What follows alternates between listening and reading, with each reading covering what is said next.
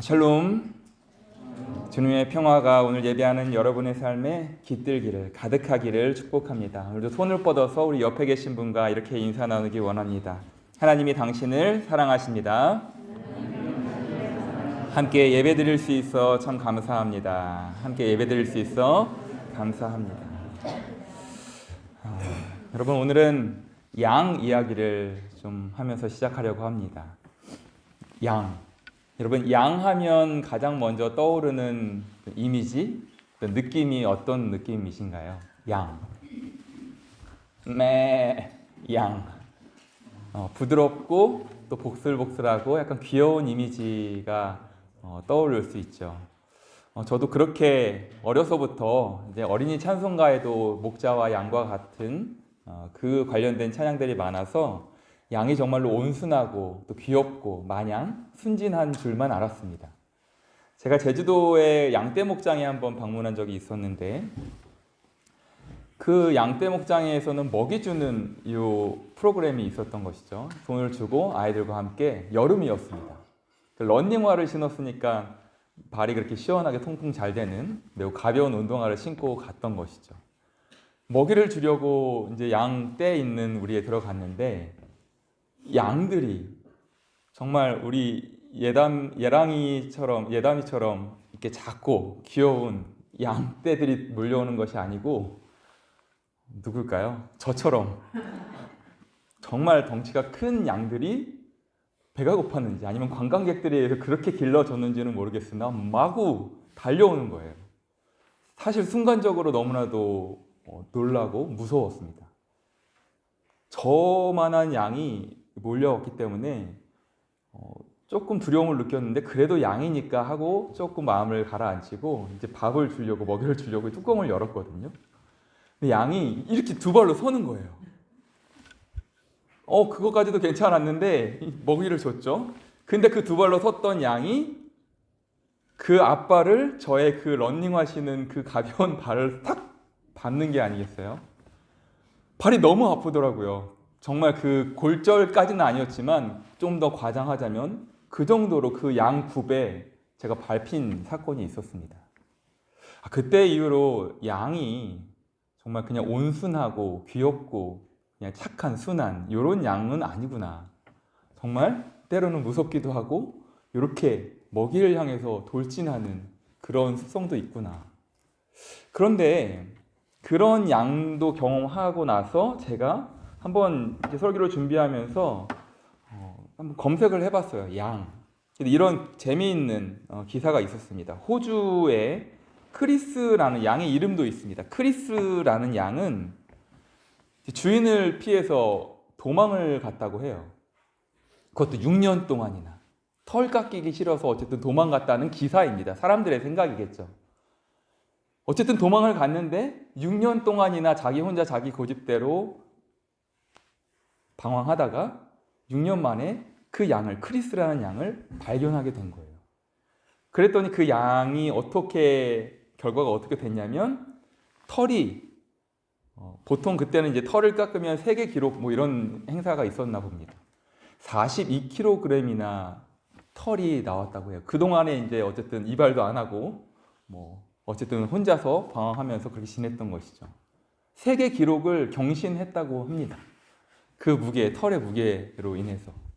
어쨌든 주인을 떠나서 6년 동안 방황하는 그런 크리스 같은 양도 우리가 살아가는 오늘날의 양의 모습 중에 있습니다. 여러분, 그렇다면 성경에서는 양에 대해서 어떻게 묘사하고 있을까요? 이것을 저는 하나님의 섭리라고 제 스스로는 고백하는데 제가 뽑은 말씀 카드가 바로 이 말씀인데요. 이사야 53장 6절의 말씀입니다. 어떻게 묘사하는지 잘 들어보세요.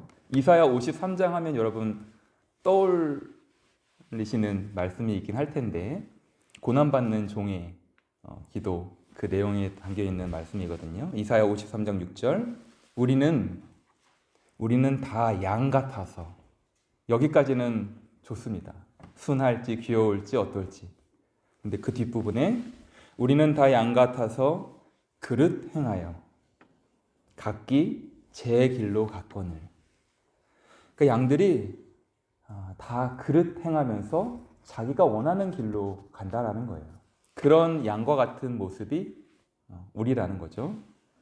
여호와께서는 우리 모두의 죄악을 그에게 담당시키셨도다. 그러나 하나님께서 우리 모두의 양과 같은 우리 모두의 허물을 그에게, 죄악을 그에게 담당시키셨도다. 아멘. 제가 이 말씀을 받고 저 스스로도 그릇 행하면서 각기 제 갈 길로 행하는 양과 같은 모습은 없었는가 돌아보면서, 그럼에도 불구하고 그런 나를, 그런 우리를 위해 예수 그리스도께서 그 죄와 악을 담당하시고 십자가에 돌아가셨다. 그 은혜를 잊지 말고 다시 한번 살라는 하나님의 말씀으로 저는 받았습니다.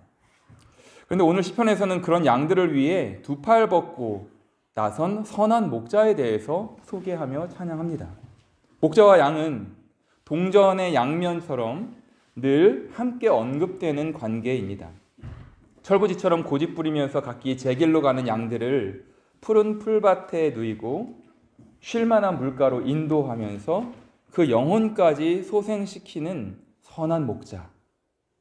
그분이 바로 다윗, 이 시편의 저자로 알려진 다윗의 하나님이라고 고백하면서 찬양하는 이 시편은 우리에게 너무 익숙할 뿐만 아니라 참으로 아름다운 고백이죠. 우리도 늘 이런 고백만 하면서 살고 싶습니다. 이처럼 철부지 양 같은 내가 하나님을 우리의 아버지로, 예수님을 우리의 그리스도로 믿고 그분이 나의 목자 되셨으니 이처럼 아름답고 평안한 삶만이 내 앞에 놓이면 참 좋겠는데, 우리에게 허락하신 이 양 같은 인생은 우리가 바라는 대로 꼭 그렇게 흘러가지는 않는다는 말이죠.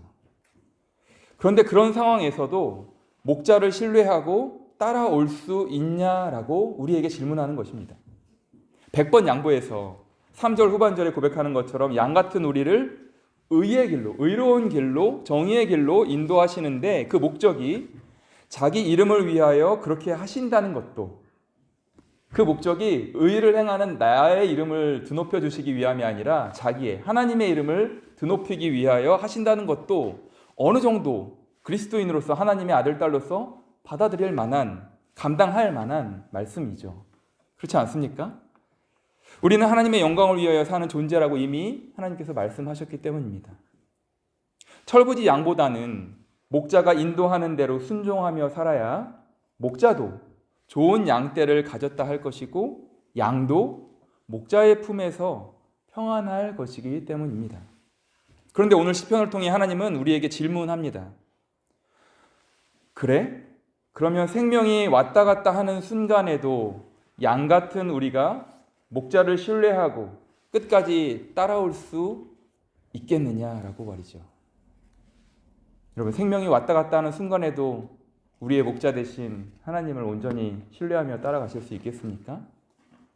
4절에서 갑자기 시인 다윗의 상황이 급변합니다. 사망의 음침한 골짜기로 다니는 상황에 놓인 것이죠. 지금 다윗이 느끼는 두려움이 어느 정도인지 사무엘상 20장 3절을 통해서 확인할 수 있는데요. 다윗이 자기를 죽이려는 사울, 그 사울 왕을 피해서 도망하던 때에 사울의 아들이자 다윗의 절친이었던, 정말 친한 참 친구였던 요나단과 만나서 대화하는 상황입니다. 다윗이 또 맹세하여 이르되 내가 요나단 너에게 은혜 받은 줄을 너의 아버지 사울께서 밝히 알고 스스로 이르기를 요나단이 슬퍼할까 두려운즉, 그러니까 내 아들이 슬퍼할까 봐 그에게 이것을 알리지 아니하리라 함이니라. 요나단은 아버지 사울이 자신에게 아무 말도 안 하고 다윗 너를 죽일 리가 없다 라고 하면서 다윗을 안심시키지만, 다윗은 요나단의 아버지 사울이 아들이 그 사실을 알면 슬퍼할까 봐 너한테 알리지 않고 몰래 다윗 나를 죽이려고 한다라는 것을 말하고 있는 것이죠. 그래서 이렇게 이어서 말합니다. 그러나 진실로 여호와의 살아계심과 너의 생명을 두고 맹세하노니 나와 죽음 사이에는 한 걸음뿐이니라. 그러니 오늘 본문 4절에서 다윗 스스로 느끼고 있는 사망의 음침한 골짜기의 문자 그대로의 의미는 죽음의 골짜기, 어둠의 골짜기입니다. 그런데 여기서 죽음은 최상급을 사용했는데요. 최상급으로 완전한 어둠, 철저한 어둠, 아무것도 보이지 않는, 한 걸음도 내디딜 수 없는 그런 어둠에 갇혔다라는 것을, 그런 상황에 놓였다라는 것을 의미합니다.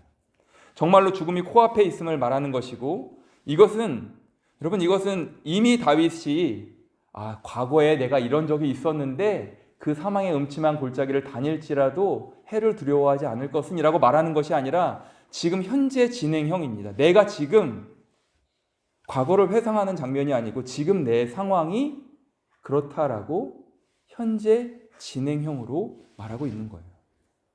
그러나 다윗은 그런 상황에도 그런 상황이기 때문에 오히려 그의 목자이신 주님께서 지팡이와 막대기로 안전하게 보호하실 것을 오히려 신뢰하며 찬양합니다.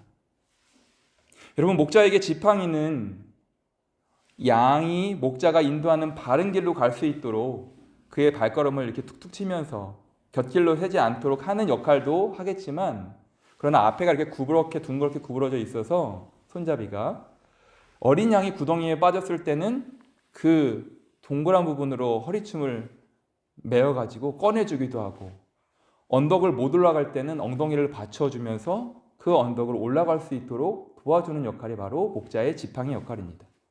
막대기는 늑대와 같은 악으로부터, 해로움으로부터 양을 보호하기 위해 목자가 사용하는 도구인데, 그 막대기의 끝에는 철핀 같은 것들이 달려 있어서 늑대를 물리치기에 좋은 목자의 도구입니다.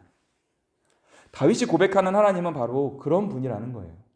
자기의 양을 선한 길로 인도하시고 때로는 엉덩이를 받쳐서 올라갈 수 있도록, 스스로 올라갈 수 있도록 도와주시기도 하고, 그러지 못할 때는 꿰어서 꺼내주시기도 하는, 그리고 악으로부터, 해로부터 보호하시는, 철저하게 보호하시는 분이, 목자와 같은 분이 바로 다윗의 하나님이라고 고백하는 것입니다.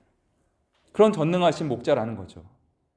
사랑하는 여러분, 그런데 오늘 말씀에서 가장 중요한 것이 있습니다. 다윗은 그저 전능하신 분으로만 알고 있던, 그래서 다소 멀게만 느껴졌던 3인칭 여호와는, 그는 이제 그 3인칭 여호와가 전능하신 분이라는 것은 팩트, 사실이고 알고 있지만 그냥 그저 그랬던 분이 이제는 1인칭 소유격 나의 목자가 되셨다라고 고백하고 있는 거예요.